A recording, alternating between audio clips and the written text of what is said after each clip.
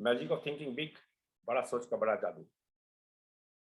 आइए देखते हैं आज हम क्या सीख सकते हैं, ऐसा क्या जादू सीख सकते हैं, ऐसा क्या सीख सकते हैं जो अपनी सोच को बढ़ा सकते हैं। क्योंकि हर मोटिवेशनल स्पीकर, हर बड़े बड़े लीडर्स, एंटरप्रेन्योर्स हमेशा बोलते हैं कि सोचने की हिम्मत तो करो, सोचने की हिम्मत तो करो, सोचिए, बड़ा सोच में प्रॉब्लम नहीं है। तो देखते हैं अब कैसे सोच सकते हैं। Capacity is Indeed A state of mind. क्षमता जो है एक मानसिक स्टेट है, मतलब दिमाग पे ही आधारित है, दिमाग पे आश्रित है। Every day it seems this takes place in the first moving world of business. The boss calls in an employee and explains that a special task must be accomplished. Then he says, I know you have got a lot of work to do, but can you handle this?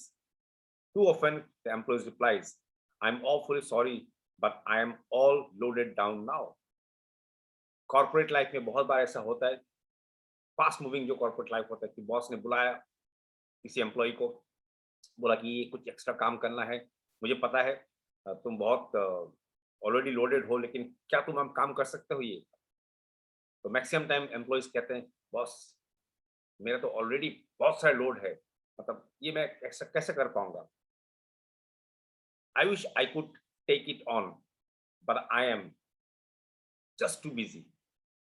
मैं चाहता हूँ कि आपका ये आपने जो काम कहा मैं करूँ, लेकिन मैं बहुत बिजी हूँ अभी फिलहाल। Under the circumstances, the boss doesn't hold it against the employees because it is extra duty, so to speak. ऐसे हालात पे बॉस नाराज नहीं होते, क्योंकि बॉस को पता है कि एक्स्ट्रा ड्यूटी है। But the boss realizes the task must be done, and he will keep looking until he finds an employee who is just as busy as the rest, but who feels he can take on more. And this employee is the fellow who will forge ahead.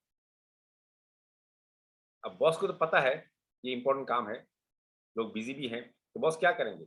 Boss ढूंढते रहेंगे ऐसा कौन सा employee है, ऐसा कौन सा employee जो ये एडिशनल काम को लेने के लिए तैयार है। और क्या होगा दोस्तों, कोई ना कोई तो बोलेगा ठीक है बॉस, मैं बिजी हूं लेकिन कर लूंगा ये काम। इसका मतलब क्या, उसका माइंड ओपन है। जब उसका माइंड ओपन है तो वो इंसान, वो एम्प्लॉई उस कंपनी में आगे बढ़ेगा जरूर। In business, in the home, in the community, the success combination is do what you do better, improve the quality of your output, and do more of what you do, increase the quantity of your output. जो business है, घर है या अपने community है, उसमें success combination क्या है दोस्तों? बहुत सिंपल है, do what you do better.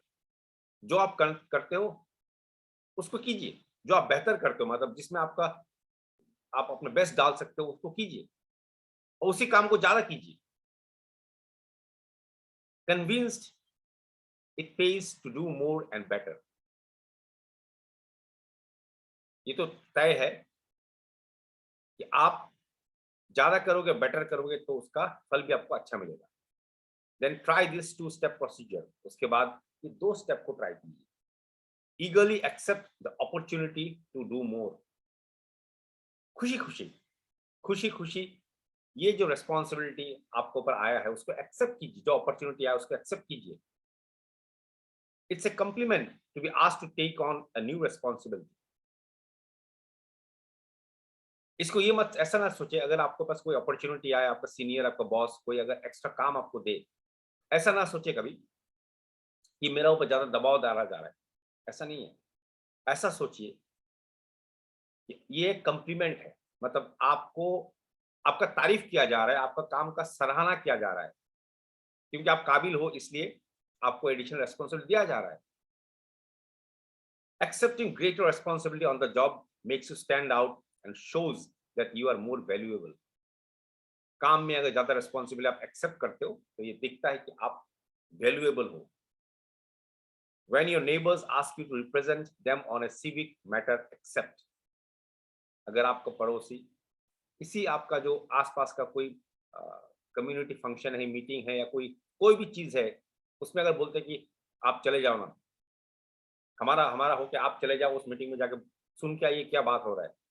इसका मतलब क्या है?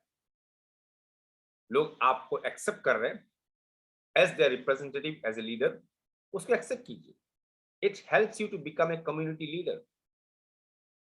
आपका कम्युनिटी में आपका आसपास का लीडर बनना भी एक अच्छा चीज है। Next, concentrate on how can I do better, do more. उसके बाद कंसंट्रेट कीजिए, पहले तो एक्सेप्ट कीजिए। दूसरा, वहां पे फोकस कीजिए कि मैं कैसे ज्यादा कर सकता हूं। Creative answers will come. जब भी आप सोचते हैं दोस्तों कि आज का दिन को मैं बेटर कैसे बना सकता हूं, कल तो था वो चला गया, आज एक नया दिन है, एक नया शुरुआत हो सकता है।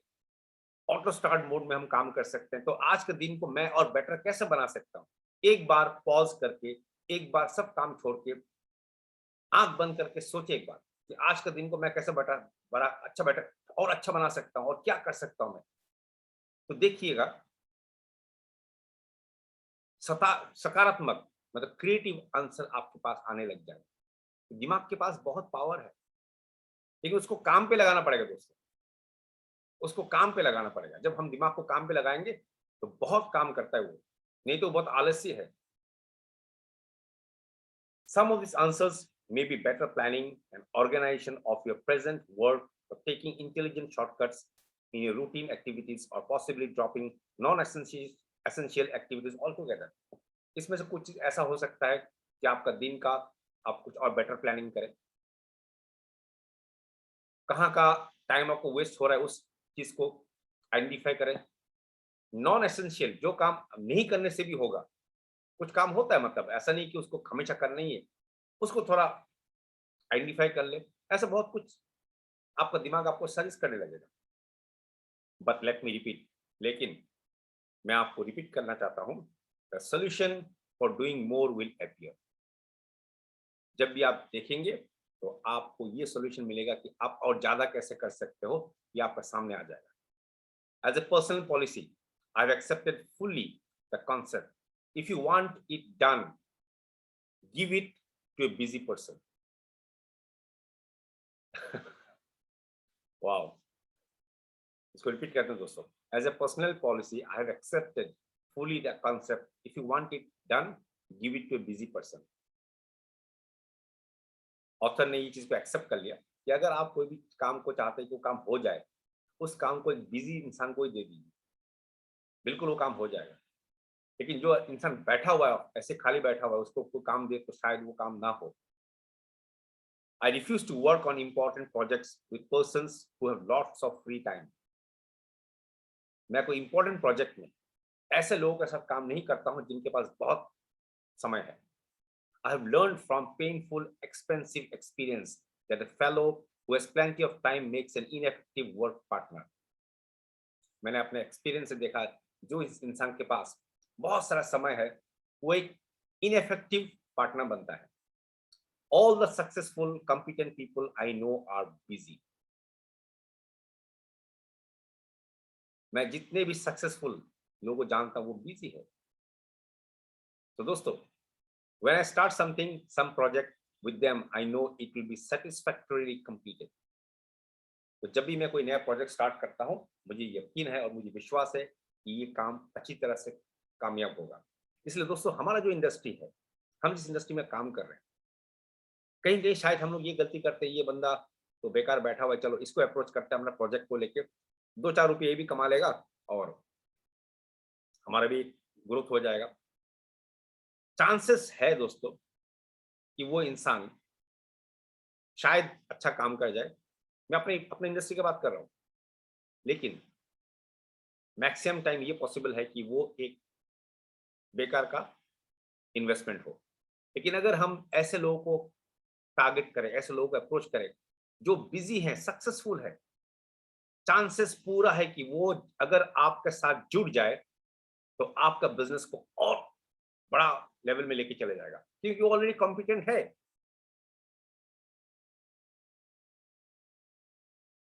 I have learned in dozens of instances that I can count on a busy person to deliver। मैंने कई बार ये मुझे प्रूफ मिला कि मैं एक बिजी इंसान पर डिपेंड कर सकता हूँ कि वो डिलीवर करेगा। But I have often been disappointed in working with people who have all the time in the world. लेकिन मैं ये भी हुआ, निराश भी हुआ हूँ ऐसे लोगों के साथ काम करके जिनके पास बहुत समय है। तो दोस्तों, तो आज हमने क्या देखा और क्या सीखा? ये सोच की बात है कि अगर हम अपने आउटपुट को बढ़ाना चाहते हैं, एक तो वो काम कीजिए जो आप बेटर करते हो और उसको ज्यादा कीजिए। रेस्पॉन्सिबिलिटी एक्सेप्ट करना चाहिए और बिजी लोगों के साथ काम करना आसान होता है। फ्री लोगों के साथ काम करना कभी-कभी मुश्किल हो जाता है। तो इसी के साथ आज का बुक रीडिंग को यहीं समाप्त करते हैं। Thank you so much.